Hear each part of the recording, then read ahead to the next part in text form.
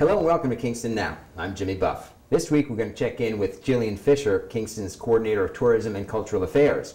First, though, we're going to find out about transition towns with Transition Kingston representatives David McCarthy, Safia Johnson, and David Bruner. Hi, guys. Howdy. Hi. David, you start. What is a transition town? Well, it's a town that develops a community that realizing the what's down the road always, realizing what could happen with the energy costs and severe weather and all the different challenges that we face in the future. How it's to form a community and to put your energy and your efforts into localizing everything. And it's a community that everybody is included in, and it's the localization eventually becomes complete. Everything within that's needed in that community is provided by itself, for the most part. Energy. Talking about a model of sustainability for a town? Yes. Sustainability means something that's not going to last. So that's where we are now. And we're going to, it's more than sustainability, though.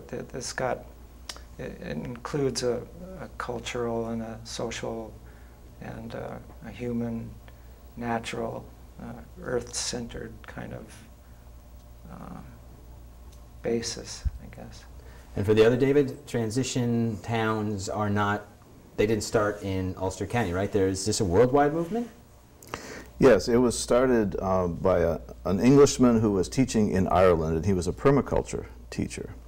And they tried to apply the principles of permaculture to... But what is a permaculture? Well, permaculture is a discipline that basically looks at the natural world and our relation to it in some sense of, again, it's a sustainability concept that's on a very local level. So usually it's around farming or the planting of different things and basically maintaining the actual landscape, as opposed to the far extreme from permaculture would probably be like factory farming and the way that the land is being destroyed by all kinds of chemicals and stuff. So permaculture is a design science that really relates to the land. But then this guy, Rob Hopkins, tried to apply it to the social systems and look at the issue of peak oil, climate change, how that's all going to affect things socially. So they actually started to develop a proposal for a particular town, like, well, how are we going to deal with this? And thinking about things from a permaculture point of view. So it got started in England. It's actually, we talk about more like the transition movement at this point altogether. Transition towns, sometimes they are towns, like in the case of Kingston, it's a town or city, but there's also some rural areas that are really not towns. So anyway, transition movement is another way of talking about it. Safia, what are we planning for? What do we think the future is going to look like in Kingston? That is the question, isn't it? Yeah. Well, this is what I like about the transition movement, is that this is a process where we create that together.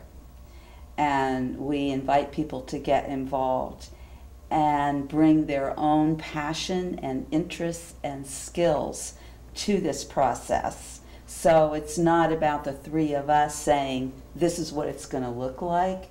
It's about inviting everyone to be part of that visioning process and to get involved in a way that they are participating from what speaks to their own hearts. So it's not a top-down kind of thing. It's really inclusive, and it's about having fun together rather than getting into the fear around all these things, which is easy to do, but not very productive. But it seems appropriate to be a little bit afraid, especially if you believe, as most people do and should, in climate change. Like we were talking before we went on the air, is, what would happen to the social structure if suddenly all communication, electricity, transportation broke down? How many hours would it take until chaos ensued? And David, you related a story that after Irene last year, that sort of happened, right? Well, actually, that was a power outage that happened maybe 8 or 10 years ago in our neighborhood. But, you know, the answer to your question actually is, well, chaos would ensue if you don't know your neighbors, if you don't trust your neighbors, if you fear your neighbors, or if you're just completely, you know, unaware of them. But if you know your neighbors, there's a different kind of thing that happens, actually. People might actually help each other out. So it's really coming down to earth, actually, and that's why we have these meetings at Keegan's every month, and we basically just want to get to know people, and that's really been a real positive thing for me, just getting to know people in my neighborhood. You know? Well, let's talk more about that when we come back. Yeah. This is Kingston Now. More when we come back.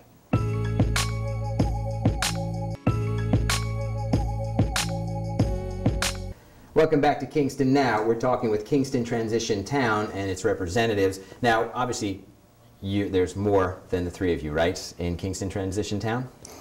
We have a mailing list of maybe 75 people, something like that. It's kind of variable who shows up, but we've agreed to become an initiating group for it. So we're kind of taking the responsibility of making this happen. So what is, David, what is the initiation group? What is your mandate, if you will?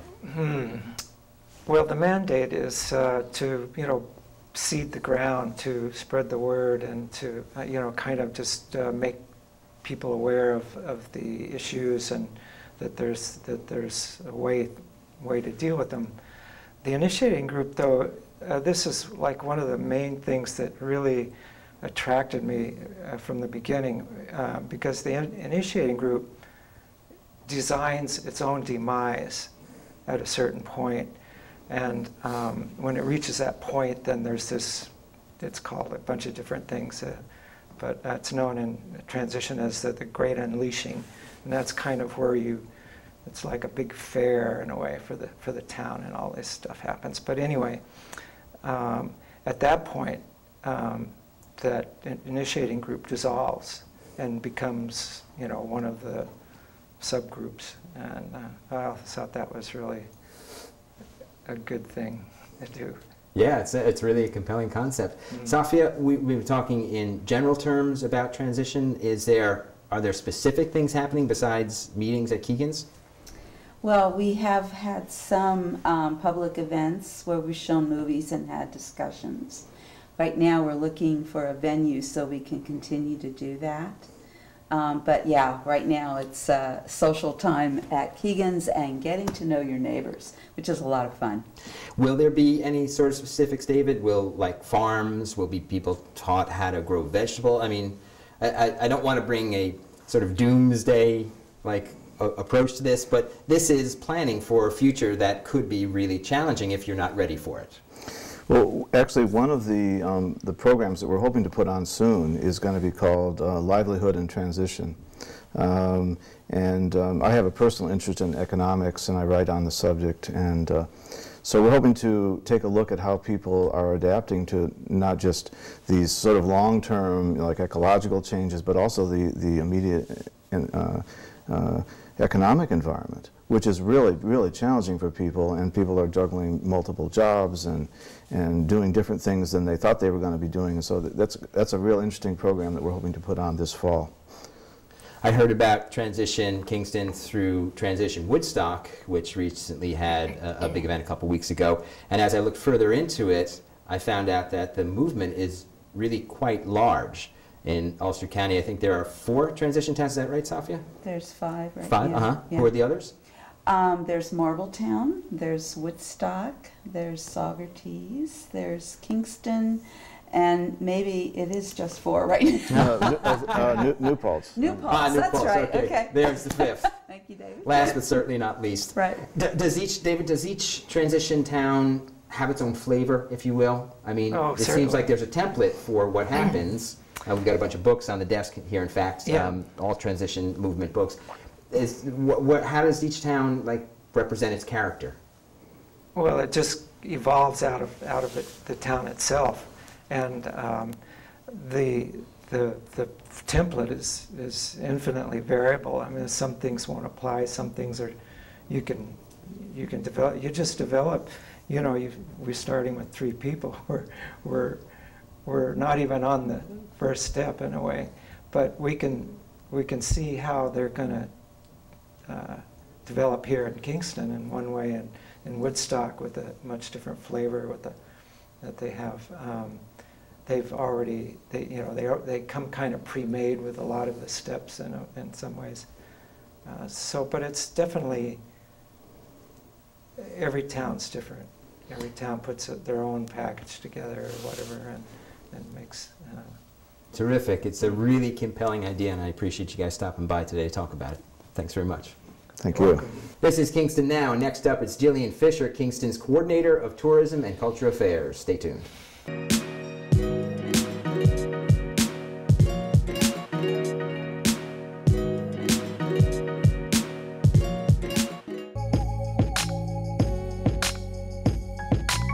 Welcome back to Kingston Now. Joining us is Jillian Fisher, the Coordinator of Tourism and Cultural Affairs for the City of Kingston. Welcome back, Jillian. Thanks, Jimmy. It's great to be here. So, culturally and touristy-wise, how have we been doing in Kingston for the past couple months? Kingston has been absolutely amazing. We've had so many events and so much fantastic coverage of the events that we are just the place to be, as we always have been, but it's getting out. Well, one of those events is the O Positive Festival, which we've covered on this show and which happened early in October. Yes. And it's really, really gratifying to see that getting some national attention. How'd that come about? They have a terrific PR force. I also was doing PR for it, and I think that when you have so many different factors jumping in, it's bound to just reach everywhere. And speaking of everywhere, it even made it on Oprah.com. How about that? That's Oprah. really cool. Oprah, Popra. Maybe Yes. we'll get her into Uptown Kingston next year for O Positive. Now, I saw you during that weekend, by the way, and you were running everywhere. You at one point had the mayor by his nose, leading him from interview to interview. Yeah, he didn't like that.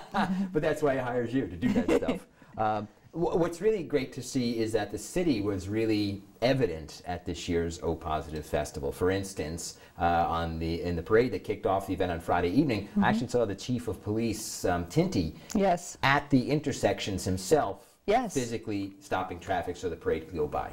Absolutely. Kingston has totally embraced O Positive. I mean, first of all, what it is fantastic because artists, musicians, generally, they don't have health care. So the fact that within our community, we have artists and musicians who donate their music, their art, and in return, we have physicians, alternative healthcare providers that donate their services to these people. It's a beautiful thing, and as you well know, so many other cities are looking to copy this, which is great. I know Nashville, Detroit, people came, I think New Orleans, they sent representatives to this year's festival to see how it could be replicated in their cities. It's an amazing thing, and Kingston, the city of Kingston, has totally embraced this and is very happy to be at the forefront with it. And what's really great is there are a lot of local bands who are represented Yes. and local artists who are represented, but what comes into Kingston for that weekend is people from out of the area who've never been here before. Bands and Absolutely. musicians who go home and tell people about what an extraordinary place Kingston is. It's true, and it was great to see the Felice brothers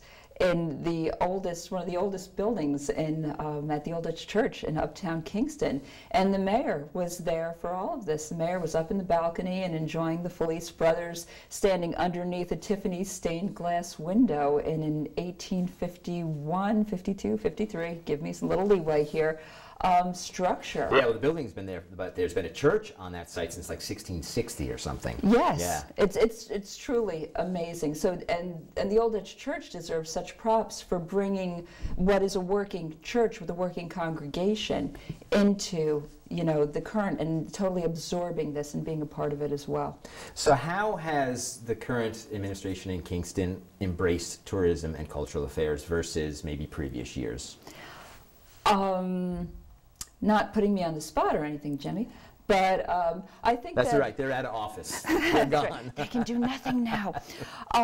Mayor Gallo gets it. I've said it before, I'll say it again, and this is one of the reasons why I really enjoy working with him. He understands that things can't go on as status quo. Nothing was happening. Kingston was not moving forward. And he embraces out-of-the-box thinking.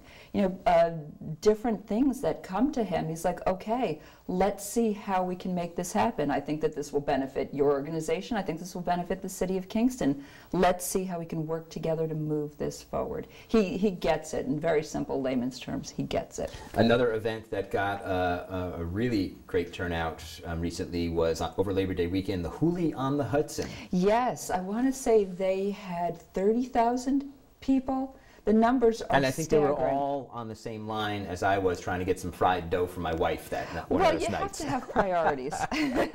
Yeah, the Hooli is an amazing event, and they bring tens of thousands of people down to the waterfront.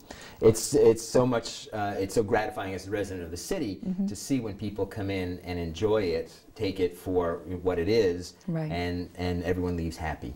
Oh, absolutely, and celebrating Irish culture, and right now they are in the process of building an Irish Cultural Center and Museum down on the Strand as well, and we expect that structure to be done within the next few years. Great, let's talk about what we've got coming up in the next few months when we come back. Okay, great. You're watching Kingston Now. More with Gillian Fisher in a moment.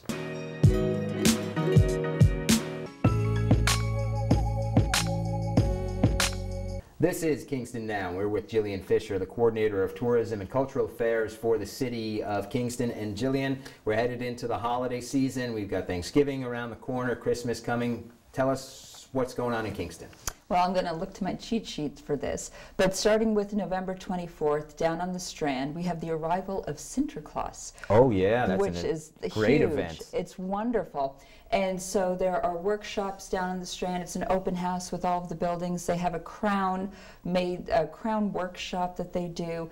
And then Sinterklaas comes, and there's a huge parade down Broadway. Now, and Sinterklaas has its origins in I'm going to say Dutch. Dutch, yeah.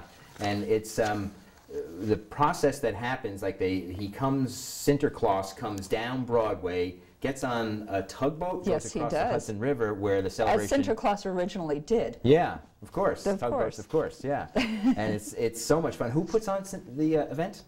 It is a combination, because they do it across the river as well. So it's a combination. It's a big thing. But it's the Rondout Business Association and the Waterfront Business Association. Everybody downtown totally embraces it and becomes a part of it to make it happen. So there's giant puppets Yes. there. There's music. Yes. Yeah, and it's festive. It almost has, I know that it's for the holiday, but it almost actually has a Mardi Gras feel to it. The parade does, because there's like such a festive flair. And so that will be On November 24th. which is Thanksgiving weekend. Yes. Yeah. Yes, that kicks off the holiday season.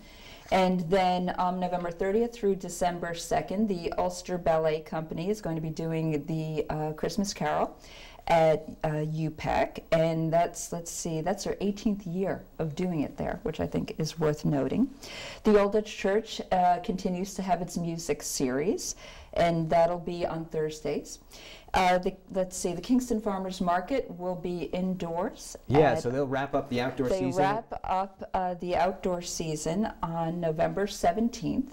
And then for the beginning of December, the first and the third Saturdays, they'll move into the Old Dutch Church. But the Old Dutch Church, just going back to the music series, they'll be November 1st, 8th, and 15th. And let's see, first Saturday in November, of course, which is wonderful, November 3rd, where all of the galleries are open and you can meet the artists and have wonderful receptions. That happens all over the city of Kingston. Midtown, Uptown, the Rondout, where all the galleries... Absolutely. And how can people find out where those galleries are? Go to Kingston Happenings, okay? If you just Google Kingston Happenings, that will give you a list of all of the calendar of events for the entire city of Kingston. So that's actually a really good thing to just know in general. Kingston Happenings, Google it. December 7th, let's move ahead to December 7th, because that's also really important to the Stockade District. They're having their open house in the Stockade District. And so the Friends of Historic Kingston and the Johnston Museum will be having an open house. The Senate House will be hosting an open house. All the stores will be open. There'll be horse and buggy rides. A good time will be had by all. Yeah, that's a really nice night for families, too, because I've Yes. been to the open house in previous years, and you can walk through the Stockade District, and the stores are offering cider there. Yes. And everyone's out, and if you're lucky, there's a few snowflakes coming down, and then the horse and carriage rides are just put you completely in the spirit. Yeah, totally. And you can envision it. Even without knowing, if you know the Stockade District, you can envision it, and it just evokes warmness, doesn't it? So you're using social media a lot to get the word out. Yes, I am. How is that? I mean, where are you getting your I mean, it's a hungry machine that you're running, and it needs to be fed. Where are you getting all this great stuff from? Well, I am just constantly online, as you well know, and I am in touch with absolutely everything, and I'm Googling, and I am just trying to keep on the pulse of everything that's happening and making sure that everything is out there as well. One of the great things that just happened within the city of Kingston was Wall Street in the city of Kingston was designated one of the 10 best streets in America.